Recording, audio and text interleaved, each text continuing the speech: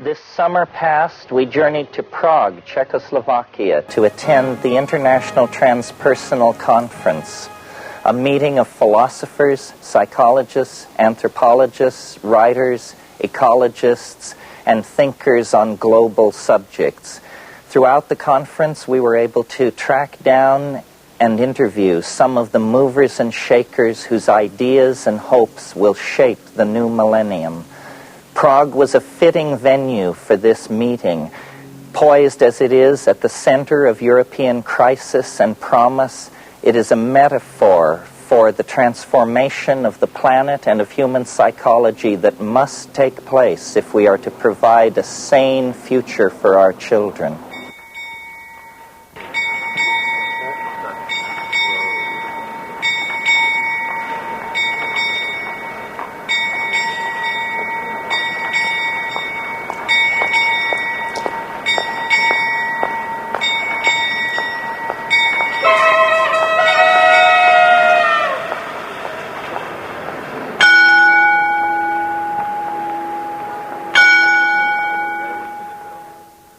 I'm standing in the center of one of Central Europe's most beautiful and mysterious cities. This is Prague, Czechoslovakia, and I'm Terence McKenna. We're here to meet with some of the world's most outstanding thinkers to discuss science, spirituality, and the mounting global crisis. And it's fitting that we should meet in this, the capital of ancient Bohemia, for Prague and Bohemia have always stood for intellectual innovation, chance-taking, and the life of ideas. In the Jugendstil splendor of one of Prague's most famous concert halls, we encountered Richard Alpert and persuaded him to have lunch with us. Alpert, who now calls himself Ram Dass, is one of the most enduring figures from the American cultural upheaval of the 1960s.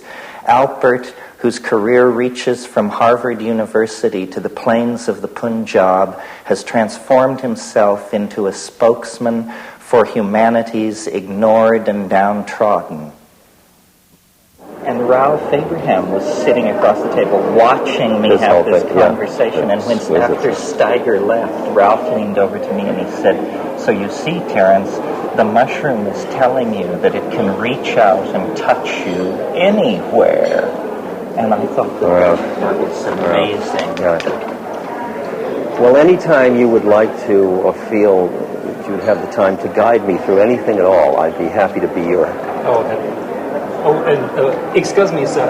You are not the famous Terence Mushroom McKenna. That is you, my friend. It is. I am aware of. That's him. It is. Oh, how wonderful! Yes, pleased to welcome you on our Bohemian highway. I especially bring you very good black coffee and espresso. And if you may tell me, who is the attractive elderly gentleman you brought on your side, on your companionship here? This is Mr. Dass. Oh, the MS Dass, yes. No, the Ram Dass. Oh, the CD-ROM. The CD-ROM, yes. Oh, CD-ROM Dass. The LSD LSD Dass, yes, the one, Oh, yes. wonderful. Take this, it will be making you very bohemian. And this... I am so happy to be in your fair country. Oh, my country, very fair, and happy to have the LSD experience. You know, What is your name? What is your name? My name is Waiter. Waiter, how do you do, Waiter? A pleasure. Yeah, see you, Waiter. Okay. See you later. You don't think there's any... It would needs the external form of the mushroom. It would never have happened for me. I only argue from my own experience. Yeah, but you and I were both so thick in crap when it had, that's why we needed it. Well, but there are a few others out there. We didn't corner the market on being thick in crap. Yeah, but I'm talking about somebody like a Ramana Maharshi or somebody like that. Oh, well, these people... I mean, there are people... Sure, but the idea is not to come up with something that the best among us can make hay with, but a democratic, something which addresses the species. The thing that seemed to me so important about the psychedelic experience was that it happened to me. I wasn't reading John Chrysostom or Meister Eckhart. Exactly. Of course, those guys... Right on. It happened to me. It happened to me, yes. And so I assume that I am a very ordinary person. Therefore, if it happened to me, it could happen to anyone, and that's really questionable. something. There's a set of assumptions there. One, that you're a very ordinary person, and whether the same chemical given to a dozen people would bring about 11 other people like Similar this, and I think it would be the outcome would be very different. And that's it. I keep getting cast into an evolution of consciousness model about individuals, because there's such marked individual differences as to 3 people come before my guru, one completely goes, and the other 2 get a chapati. And people take psilocybin, and some go like that, and they go like that, and some go like that. Well, don't you think a good metaphor for it would be sexuality? Apparently there are some people who can kind of take it or leave it, and others of us, it rears its ugly head with great presence. Yet everybody has to I come notice to as I get terms older, I with it. move from one of these categories to the other. It leaves so much space in my life. I don't know what to do with my free time. I hope it never happens to me. Just clinging. Just clinging. No, just aspiring to cling. Actually, I live the life of an ascetic. It's my aspirations that are pulling me down. Well, see, the nice thing about this evolutionary argument is that you can sort of make the snake take its tail in its mouth. Exactly. Because it does. the escape is not into some science fiction future. No. It's into an archaic recursion of some sort. We once knew everything we need to know. Yeah. So what we are trying to find out is lost knowledge, not new knowledge. And if you direct people back toward 10,000, 20,000 years ago, they see a kind of completion that an open-ended future is... It seems to me it's a confusing thing to use time in that way, because it makes the artifacts of that period seem to be valued as opposed to the artifacts of this period. And it seems to me that, I mean, whether you call it not science fiction, but science fiction can also be very compassionate. It can be very historically relevant. It doesn't have to be... it's just using a different set of artifacts to work with. So, well, for instance, I see most of what's happened in the 20th century as being unconsciously driven by this fascination with the archaic. Fascination with the archaic. Yes, I mean... Wow, that was... of all the things I predicted you'd say, it wasn't that. Tell me what... Well, for instance, Impressionism deconstructs the hard image of realism and gives you a feeling-toned thing, which was very antithetical to Victorian Edwardian thought. Then Freud and Jung describe different aspects of the unconscious, but to do it, Freud has to talk about repressed, primitive sexual imaginings. Jung talks about folklore, fairy tales, and mythology. Meanwhile, the Dadaists and the Surrealists are saying we have to break up the linear expectations of the bourgeois mind. And then you get at Jackson Pollock and those people who say the image itself has to be thrown out.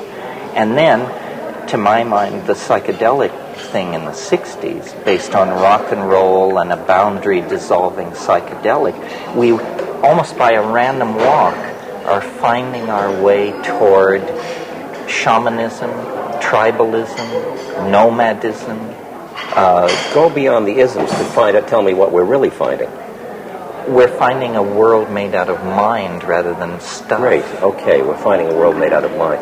Every time you describe which mind you find, that's just a limiting condition. I mean, if we just find the thing of mind-created stuff, live in that, then what happens? Well, I mean, there is a transcendental dimension beyond language. It's just hard as hell to talk about it. But if you live in it and talk from there, then the forms that it will manifest in become just the forms it manifests in. It's nothing more or less than that. So you mean you download the unspeakable into language and let the chips fall where they may? Well, they don't fall where they may. They fall in a perfectly harmonious pattern. Well, that's them falling where they may. Where they may, where they will. Yeah. Well, so what I'm hearing from you is you have a very strong sense of the pattern, strong enough that your necessarily limited personal viewpoint doesn't tend to get in the way. You can always push the reset to hope button, and then you hope, almost on principle. Trump has said to me, stand halfway between hope and hopelessness. I thought that was very useful. And is that... No. What is it? It's It's the ecstasy of total horror and total beauty at the same moment. That's what I feel again and again, Terence. When I'm with somebody dying of AIDS, my God, my heart's breaking. It's horrible. I mean, it's a ghastly the social ostracization, this, that, opportunistic illness and everything. And there's another part of me that's giggling. And I can hardly handle the multifrenia of it all, in the sense of the perfection of it all, and the beauty of the moment, and the horrible shit of it, you know? Well, it all is spun together. Is that because you feel confident that the self is somehow indestructible, or because you don't even ask that question? You got to watch the words indestructible, because that has a time dimension. I mean, I think that awareness is that. But for example, do you think this is the stage upon which all acts are performed, or that we move up and down stages, many levels? Oh, infinite number. Because I just look into two minds and I see two different ones. And those are all on just this one. No, I feel like I have this friend Emmanuel, you know, this spook that has no body. And Emmanuel's two lines to me were, death is absolutely safe, first thing. That's a very profound statement. And the next thing he said, it was like taking out the tight shoe. And then I said to him, Emmanuel, what am I doing here? Who made this error? What am I doing on this plane? He said, you're in school, why don't you try taking the curriculum? And the curriculum is? Life. Any life? It means the exploration of the clinging of mind within the world of projected form. So the exploring life. It's the exploring life with it's purposive in the sense of returning back into the Garden of Eden. It's a return. There is a return metaphor underlying all of it. And I'm sure you're asked this all the time, so am I. Maybe we give different answers. Do you think that this can be done without psychedelics fast enough to have an impact on the global situation?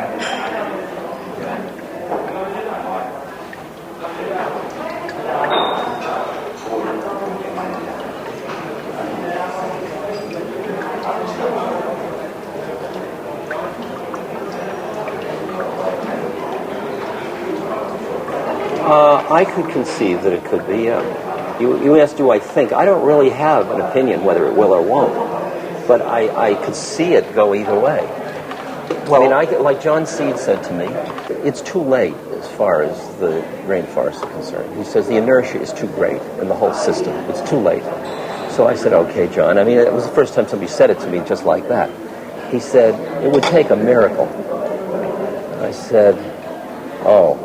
That threw me back on whatever that was. And then he said, but after all, he said, we came up out of the ocean, came onto land. He said, we have quite a lineage of miracles. I wouldn't underestimate us. That was a nice one. Well, so my question to you is, are psychedelics a miracle? Psychedelics are a miracle, yes. They may not be the only miracle. Are they the miracle we need? I don't know that. I think they may have already done what they were to do. Really? That's interesting. I've never heard anybody I think say what is done is so much more powerful than anybody yet recognizes. See, I see that all this destruction is just the process of transformation. The question is whether we keep it together in the process of transformation. And that's why all I'm interested in doing is becoming a person and helping others become a person who, in the process of the dramatic stuff, will keep some equanimity and there's some love and some presence in that process. But that's, psychedelics may play a role in that. Mm-hmm. So you're right, that comes back to your question. Well, see, my assumption in trying to think about thousands of psychedelic trips rather than just mine, what they seem to do generically is they seem to dissolve boundaries. Yes. And the ego is in the business of creating, maintaining, and defending boundaries. So I really see the psychedelics as directly intervening in the core process which is running us over the edge, which is our inability to emotionally connect with the consequences of what we're doing. If for a single moment we could feel what we're doing, we would stop. I understand. But we do It's not. interesting because you take images that all of us know of the girl running down the street naked in Cambodia, you know, or something like that. And we say that wasn't strong enough. It won the Life of the Year award, but it wasn't strong enough. It didn't stop everybody and say, holy shit, what are we doing here? You know? So what would be strong enough to do that? And you say, well, psychedelics, but it's in a one-on-one thing. I mean, we're talking major game players at this moment. Put China into your computer. You know, how do you deal with that? I mean, either you're spraying it, or it's water, or it's some other level of consciousness that does it. There is a certain level of trauma that's possible that can soften the ground. Right? Not 3 Mile Island and not Chernobyl, but I mean, I don't want to create this with my mind, but I can imagine a certain trauma, like in Marin when they ran out of water. It was interesting. Suddenly, all the ego barriers and everything, and neighbors were talking who'd never even met each other. People were taking showers together. Yeah, exactly. A whole process was happening. I'm sure marriages, babies were conceived, everything, as a result of that trauma, of that denial. So a massive, significant trauma. I just got to tell you one scary image. There's a saint in India who lived up to about 1930, I think, or so.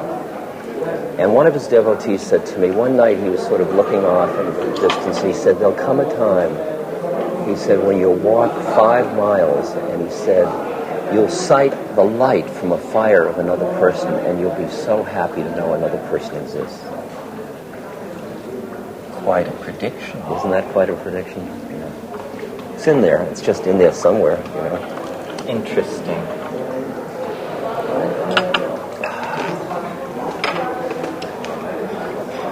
Yes, well, I agree. I think that what's going to happen is that... Gentlemen, everything is fine with the evolution of coffee and consciousness. Both very good with you too. You have come just at the right time. Yes, this is just what I want. How did you know? You tuned into a higher level. A higher level. A higher level. High, very high, yes. I eat Bohemian mushroom soup today, you know? We were just talking about that. Oh, yes. You like Bohemian mushroom soup? I like mushroom. Let me sprinkle liberally some water on your chalice, sir. Oh, please. That is, liberally sprinkle his chalice, for sure. Very good. I am a cellist, so it's fine if you wish to. Oh, I know you by your true name. You're Mr. Cellist, sir. Yes. Very good. You also some water in your... No. I was confused. Let me put this here. And have fun with the shaman strudel. Bohemian, very good. Thank you very much. You call when things are getting dangerous. I'll call you. I'll be right back. Not to worry. Good.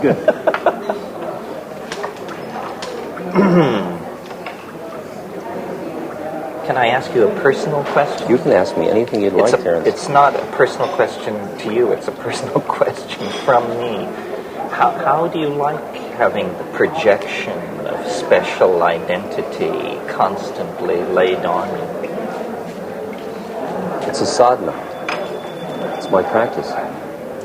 That's a good answer. Although you didn't say how you liked it.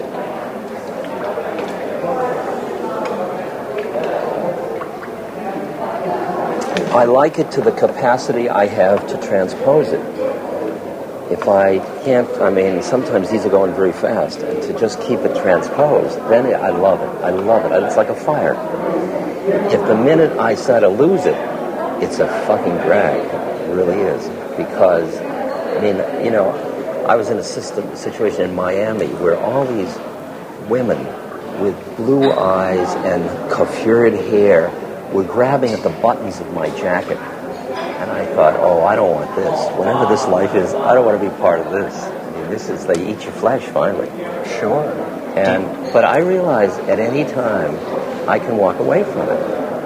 And it's my, you know, I'm a free agent. So do you never get in a situation where you say, gee, I'd like to do X, but Ram Dass would never do that? My stock and trade, or my coinage, is in sharing just those predicaments publicly. See, I've turned it into, right? You've managed to, but public confession is the subtlest form of wastrelry. Of wastrelry, yes. I do it myself. Say, I'm not a good guy, don't follow me, I'm a bad guy. Then I leave the stage and say, now I can really be a bad guy. Come up and see my holy pictures. That's one of my lines in my lecture.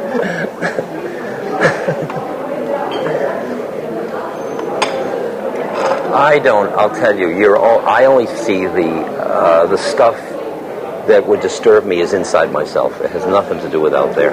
Out there is just being what it is, and I'm responding with my own stuff. And if my stuff is my enemy, it's going to get too much for me. And if it isn't, you know, it depends on how much I can consume it, joyfully participate in it, passionately, all of it. Well, you've sort of achieved a unique synthesis. I mean, you're almost a secular holy man, because I don't care much about what you believe or who you light candles to. Basically, I think I heard you describe yourself once as a kind man. And you've gotten incredible mileage out of that because there are so few. It's far out. Right? Yeah. Yeah. I mean, this is... Well, when you talked about coming back into the boundarylessness, to me, that's the whole quality of compassion. It has that boundarylessness to it. It's that your suffering's my suffering, and your joy's my suffering, and you are me, and here we are. And if you hurt, I'm responding to your hurt, not because I'm a good guy and you're needful, just because this is suffering, and this is the response to suffering. And we're both part of the same thing. And that's the way I like to play it from. That's, to me, it's like riding a wave. It's the joy of just being part of the force of compassion in the universe. Well, when you look, you mentioned in your talk the other night, since some people think the 90s are going to be a second turn of the spiral, I observed the 60s as a spear-carrying 14-year-old. I was down in the masses. What were the mistakes that are avoidable if there's a second chance?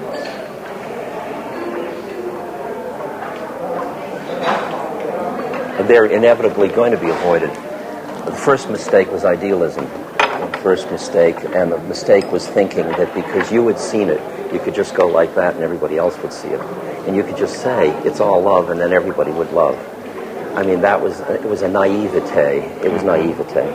It was not working on ourselves deeply enough to be without the clinging of mind that made us try to use it. It was our lurking righteousness that got in our way. Can you make a revolution, though, without an inner righteousness? That's the far-out question of where would the action come from? And there's this line in Buddhism that says, out of emptiness arises compassion. And what I experience is that there is a way in which I can sit down in front of a truck or feed a person or go make love or go surf, and there is an appropriateness in every one of those acts. And for me to hear that, I've really got to shut up. And my work is to keep shutting up, to hear which one it is. And if it is a revolution, so be it. Mm-hmm. So be it. You know the story of the monk and the army general, and the army general's disemboweling all the monks? And his reputation has spread far and wide as a cruel, cruel man. And he comes into this village and he says to his adjutant, tell me what's happening. And the adjutant said, all the people are frightened, they're bowing down to you. All the monks in the monastery have fled to the hills but one monk. And the general is outraged about this one monk. And he gets up and he goes to the monastery and he pushes open the doors of the monastery and he walks into the courtyard, and there's the monk standing in the middle of the courtyard. And he walks up to him and he says, don't you know who I am? I could take my sword and run it through your belly without blinking an eye. And don't you know who I am? I could have your sword run through my belly without blinking an eye. That's great. That's the place from which revolutions can heal, rather than just starting the cycle all over again. Then this is the place we never found in the 60s. I mean, I've always said it was all well we reduced and good. it to revolution, and although we had the taste of evolution, we reduced it to revolution. Well, and the day they came with machine guns, we didn't stand like that monk. Everybody said, oh my God, you could get killed playing this game. And I flew to Laos and India for 3 years. But already we had produced the they by being so busy being we. True. Because so that they even noticed we. The fact that they noticed us was because we were busy making statements instead of just being it. So maybe, I mean, this is just occurring to me, that being in a place like Prague, the real thing we have to learn here is how to make velvet revolutions, non-confrontational. Exactly right. Exactly right. That's why I admire Havel so much. That's why he's way up there in my, because he's a compassionate leader. He's got wisdom, not just knowledge. He is tuned. There's a quality of his heart that feels present. And he said in this op-ed article, I just read his letter last month. I've read it too. And you know, at one point he said, we have to allow the naturalness to come back, the personal stuff, the heart stuff. I mean, he was right there with all of the... Do you see, I mean, I don't want to put you on the spot, but I don't, let me preface it by saying, do you see anybody who could play that role for the millions of kids in England and the United States who are now asking, where do we go from here?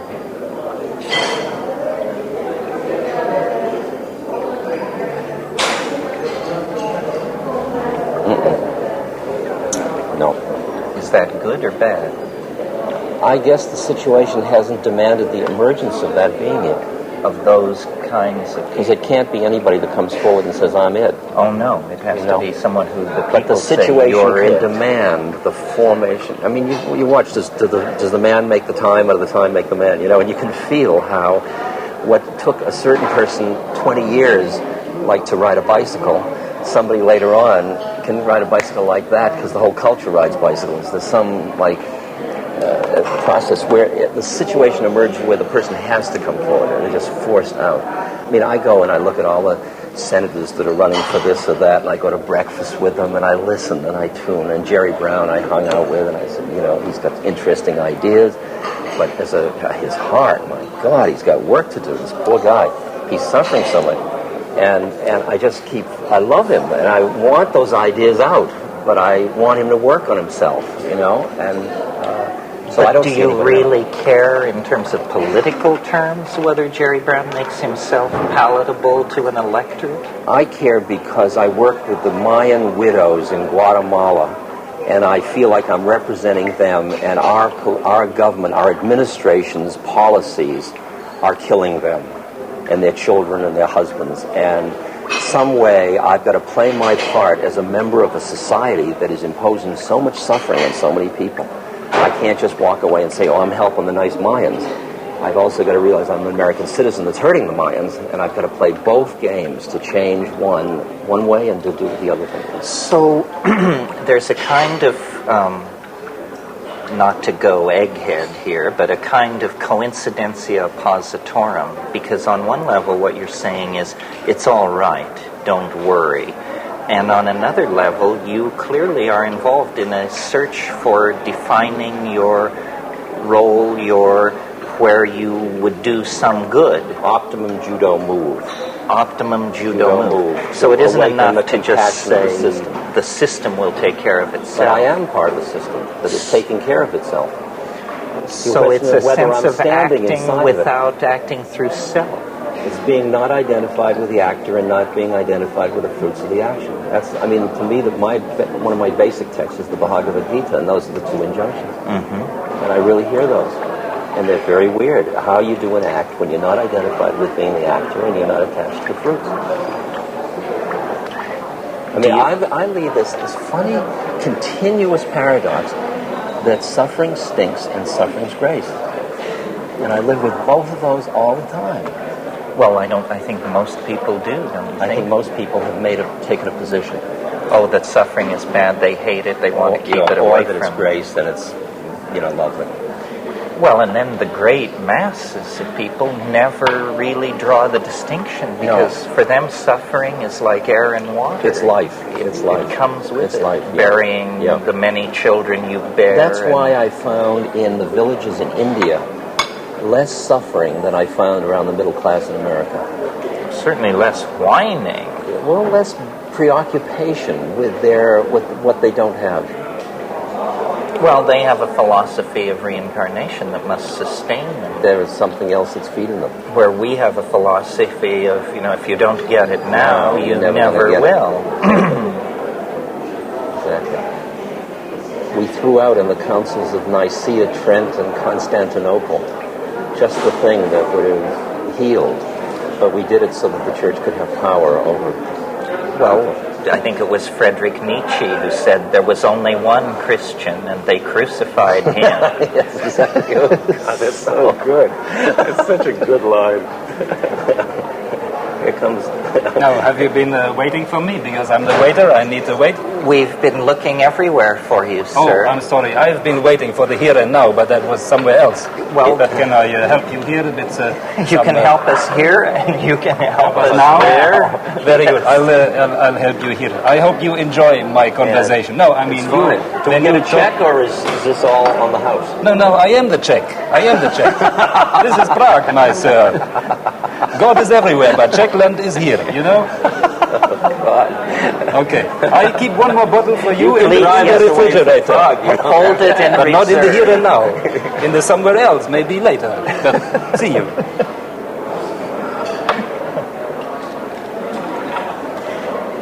Well, I was asking you, what did we do wrong in the 60s? Yeah, okay. One thing that has occurred to me, and I certainly felt it with my friends, was we assumed it would go on forever. We had no notion of window of opportunity. Yes. We just thought we'd blown the doors off the hinges and they would never be put back on. Yeah. To me, the most amazing transformation in my lifetime is not the revolution of the 60s, but the counter-revolution of the 70s, where they managed to put the cuckoo clock back together again, even though we'd kicked it all Did they over or didn't they? That's what I'm... see, you keep thinking there was that opportunity and it closed, and I think it happened then. And all of the 70s and 80s, and all that was this kind of reverberation to this process. And that I'm here, and you're here, and we're both still here, and it's the 90s, and I got a lot of people that, I talk now in Middle America, and I look at my audiences, and they've never taken dope, they've never read Eastern holy books or anything, and I just say the same stuff I was saying in the 60s that I was saying to people with flowers and big pupils, and these people in the middle, they're corseted, nice people, and they're going, and I think, far out, look, it happened. And I was looking the other way. Well, that's true. And that's where you're looking for the resonance of a person to come forth that speaks from that consciousness with the assurance of the truth of it. Right. That's what I think, why all this business of a Christ figure, I mean, I see how seductive it is, but how we've gotten very cynical because we've projected into such a person a purpose. Instead of just that light forming out of the needs of the moment to create that light to which... Because I find if I speak from the true enough for a moment, when I can do it, from a true enough place in my heart, it reduces the paranoia, the subtle veils of paranoia in another person. I don't do it to them, it just falls away. Because they're testing, and they don't get from me anything that says like that. And I just watch them like a flower, like that. And I think, boy, I give a lot to just be that instrument. You know, that's worth working for. Well, that's a great role. But it's a role for every one of us. That's the role. That's what I said to the ITA. I said, just don't talk about it. Exemplify let's do it. Let's be it. Do it. God's sakes. Well, Blake said a wonderful thing. He said, if I can get it right, if the truth can be told so as to be understood, it will be believed. Right. Exactly. So all you have to do is say it. Exactly. When can you say it simply enough? Is it only said in silence simply enough? Or are there words? Or is there music? Or is there what? Or is there... There's words, there's music, there's silence, there's gesture, because it's always going to exceed one's grasp. See, my mantra is the Gandhi line, my life is my message. Yes, you said that the other night. That's very good. Of every level of being. I think I'm at a little lower level because I'm very aware that I have to struggle to have to say my life is my message. I would almost rather say my message is my message. Please don't look at my life because I'm a fallible human being and I'm constantly fucking up. But you see how that weakens your message.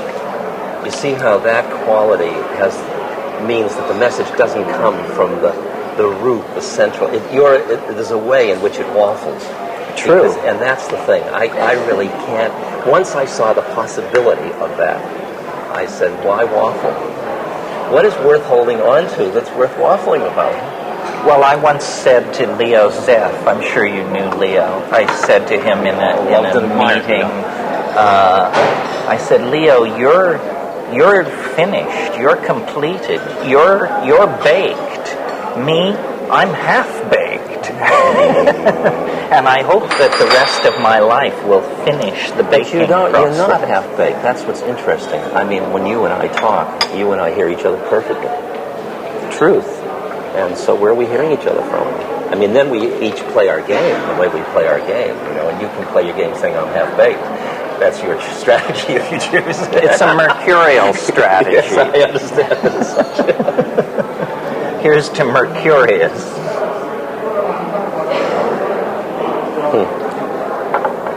You have somehow been able to survive the gauntlet of American media in a way that your colleagues and comrade in arms didn't seem to. They either had to step away from their leader role or they transmuted it into some lesser thing. So now Allen Ginsberg is poet laureate, Tim Leary is, keeps the club scene in Los Angeles interesting. Yes. But you, in a sense, never backed down, never retooled. You were also not first among equals back in the original thing. But when all is said and done... I was always the second. In a way, it's like birds. If you stay just behind the lead bird, you don't have to do much. You're just kind of riding along on the. Well, and Ralph tells me to be third is the real good position. It's like being the young prince. You won't ever be king. It was only until about 5 years ago. In the past 5 years, they've stopped introducing me as Tim Leary's partner. Right. And which, I think that was great. I see him as one of my, first teachers, great teachers. And, but I don't have the fun for me. It says, I have no model of myself. I don't know who I am. I don't know whether I'm an anachronism from the 60s or I'm just about to happen. A prophet to be. Yes, I have no idea. And I don't care. That's what I saw. Because either of them, all the things you get in either way are a drag and they're beautiful, equally. No, well, I think you're a prophet to be. I think we all are. That, We all are, yes. As Bilbo Baggins once said, the greatest adventure still lies ahead. I believe that. Yeah, I'll believe that too. when they lower my box. I do too. I do too. Exactly. Good. Exactly. Well, thanks for coming by. I'm sure you had many, many demands on you. Thank you. It was a pleasure. Good. I was afraid of you up until now. Now I'm delighted to be with you. Don't be afraid of me. The people who are afraid of me don't know me, or they know me better than you ever will. Angela Sarian is an anthropologist and workshop leader from California who brings the unique perspective of her Basque ancestors to the formulation of a new discipline which I would call neo-shamanic anthropology. So there you have it, as the king said to Mozart. Yes. Yes, as the caterpillar on top of the mushroom said, "Who are you?" Well, so I looked over your newsletter, and it looks like sort of a neo-shamanism is the category that you are now defining in your public talks. Is that right? Yeah, I'm doing a lot of that, but mostly universals, what we all have in common, finding those basic roots, which then take us back to indigenous cultures. Archetypes? Archetypes. Uh-huh. Especially the archetype of the warrior and the healer and the teacher and the visionary. Those are the four that the shamanic or indigenous cultures really focus upon. Well, so you're genuinely in the mainstream of the archaic revival. Never thought about it that way, Terence. Well, actually, I'm sort of subliminally plugging one of my books, which is called The Archaic Revival. But the notion is that what this whole cultural thrust of the 20th century, and especially the last 30 years, will ultimately be understood to be about, is a return to Aboriginal models. Yes. And that means especially shamanism, and to my mind, especially psychedelic shamanism. Yes. Oh. But the Renaissance went through a rebirth of classicism, probably without ever really articulating that that's what was happening. But I think this shamanic or Aboriginal ecological feminine partnership impulse is now pretty explicit. So that's what I meant. Yeah.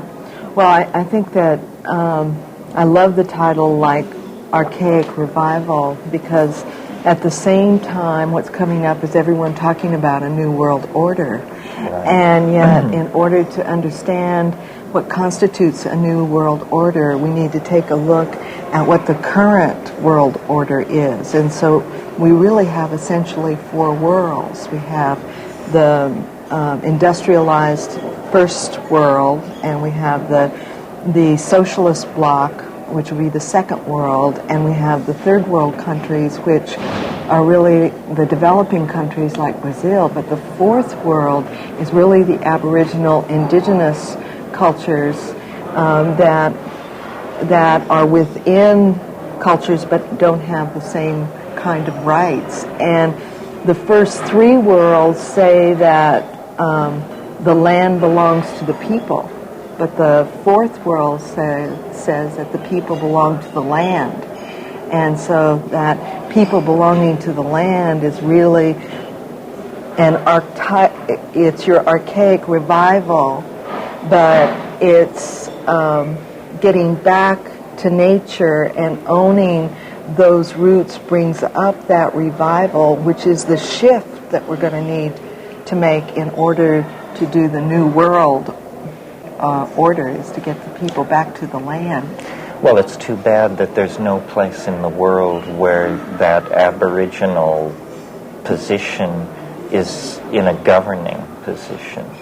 Starting for the first time in the last 3 years is the establishment of the World Indigenous Council.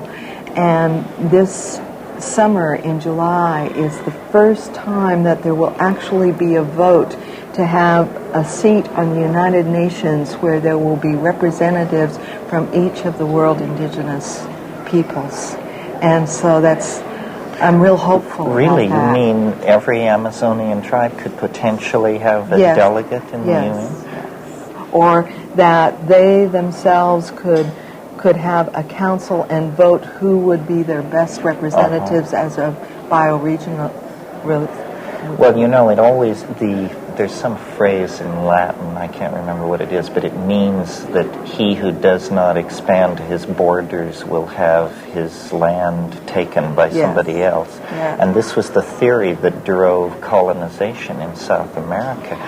All of these countries like Peru, Colombia, Ecuador, Venezuela actually encroach on a vast Aboriginal core of that continent, which should be self-governing. Yeah. And were it self-governing, it would be a tremendous... Huge force. Yeah. It's amazing that I really think that for the last 20 years there's been this whole east-west bridging, but we're really starting in the last 5 years to this north-south kind of bridging, and I really feel that that the Latin American countries, which there are 12, plus the indigenous force countries, that the northern force would be Europe, Russia, Canada, but the whole southern force is like Africa, Asia, and the Latin American countries. And so that whole force and those two forces really coming So together. even though you're a spiritual teacher, you talk global politics like I a do. State Department second string. I do. Well, I was thinking about the grandparents of the planet being the old Asian cultures and all the Pacific Rim, and then the exciting thing that's happening in Europe for the first time in history, that 11 countries are coming together to form a European coalition that it puts the child of the planet, which is like America or the United States, which is so based on a hero myth or a heroine myth and fierce independence, that for the call in the next 50 years is for Americans to learn about community, which indigenous societies and the grandparents of the planet, the old Asian cultures, and now the parents of the planet, really modeling teamwork and collaboration and community, is that America is going to need to really learn about collaboration and community and cooperation. And in order to do that, then there's going to need to be going back to what would be the archaic revival, or that beginning to shift so that there can be a new world order where that fourth world is addressed. Well, don't you think sort of what's happening is that people have a very strong local sense of place, loyalty, true. and then they are forming a planetary loyalty. Right. But in a way, all the levels in between are dissolving. So Yes. people don't think of themselves as Americans. They think of themselves as Northern Californians and Earthlings, sort of like that. Yeah. But in a way, federal Europe, which is no longer a sure thing, because Yes, of I know. these recent developments, it goes against that. Mm-hmm. I sort of think maybe McLuhan was right, and that there is going to be a kind of electronic feudalization where many more small states will emerge, and there is the raison d'etre for the nation state appears to be slowly disappearing. And the states, I think the crisis that came to Marxism is coming now for the republicrat oligarchy in America. Yeah, I think you're right. I think there's a terrific shift of power that's going on, that out of maybe the hierarchical types of power to people power, and I see two major forces contributing to that, which is one, the computer or the electronic, because it's people-based, individual-based, bringing the power back to the individual, and also free enterprise rather than capitalism or communism. There's that middle road coming in. So I think that when we take a look cross-culturally at the three kinds of power, or the power of presence, or the power of communication, or the power of position, the willingness to take a stand, is that it's going to be very important to see how those shifts of power really are going back to empowerment of the people.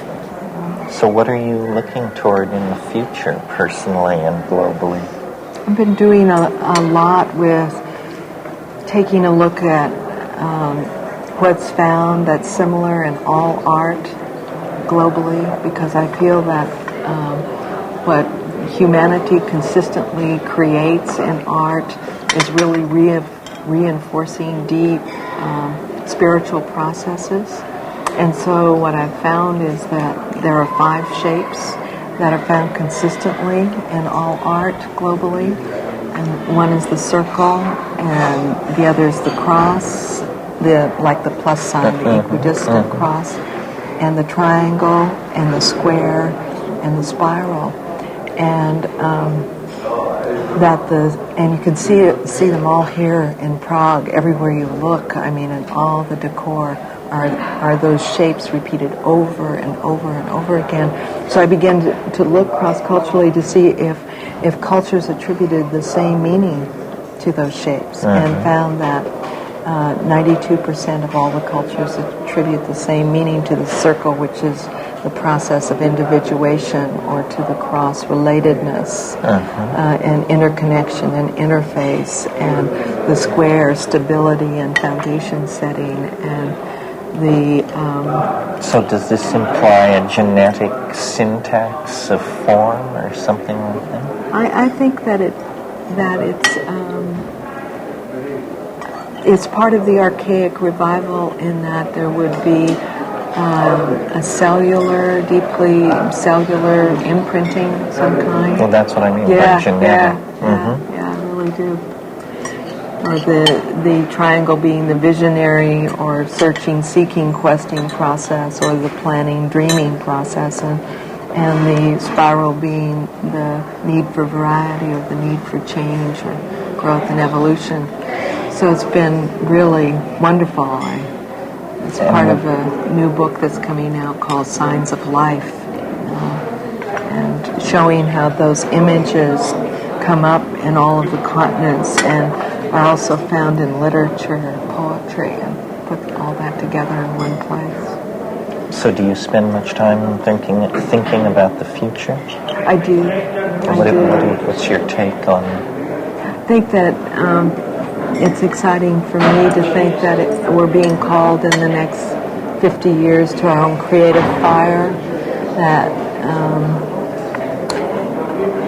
we all have salvation myths and we all have doomsday myths, but there's a whole body of myths in mythology that have been totally overlooked that I think we're being called to, which are creation myths. And what are the creation myths but stories about how to build new worlds internally and externally? And I think that for 2,000 years we've done the polarity dance, and we're moving into a both-and world rather than an either-or world. And I'm excited about the future, that if we can really move into the wisdom of the plant kingdom, and if we can move into the deep wisdom of nature as a mirror of our own nature, that and remember our creative fire, I think it will be a wonderful time in history. I'm so glad I was born at the time I was born, to be a part of this evolutionary renaissance. How do you see it happening? I mean, do you see a breakthrough with technology, or an abandonment of technology? Do you see pharmacological engineering? Do you see new religions? Do you see... In other words, it's easy to hope, but very hard to get the details in focus. Yeah. I think that what I see is that there'll be both the bridging of the natural and the technological. So a more cellular technology, a more organic infrastructure. For sure. And I think that computers are here to teach us about those organic structures. I think that we're learning different kinds of systems to really see what are the inherent systems within nature and within our own nature. So to the degree that we can mirror nature, we can re-spiritualize, re-humanize technology and interpersonal relations. Which will be wonderful. I come right down the line on that. Yeah. I mean, that sounds, and to me, psychedelics are just simply the best catalyst, but anything which works should be pushed to the limit. Yeah, absolutely. And I don't know, I was just thinking that somehow we've got to think about possibilities. I was thinking about in the Rosicrucian era, which is very close here to Prague, is that they would often say you can count the seeds in an apple, but you can't count the apples in a seed. And I think we're moving in that era where we really think of the possibilities and the seeds that we have been planting, or the fact that computers are teaching us about instant feedback or instant response and acknowledgement, and that the power of acknowledgement and feedback to allow organisms to grow. And that's why children are, in many ways, know that instinctively, that they're mesmerized by, that they can get a yes or no or go back or fatal error or whatever it might be. Well, it's a kind of explicit hardwiring of our own unconscious. Yeah. No more do we create cultural artifacts that are simply our furniture, but now our thoughts, our values are embodied in this stuff. Yeah, it's very exciting. It's very exciting. Yeah, it's it really very is. Exciting. Yeah. I envision a future world where people are nomadic, aboriginal, physically perfect, living basically naked. But if you were inside one of these people's minds, you would see that when they close their eyes, there are menus hanging in space. That the culture has been shrunk down to something rather like a contact lens, which is in the forefront of their eyelid, and they look into culture by closing their eyes. And when they open their eyes, nature in her radiance is all around. Yeah, absolutely. Well, it's great talking to you.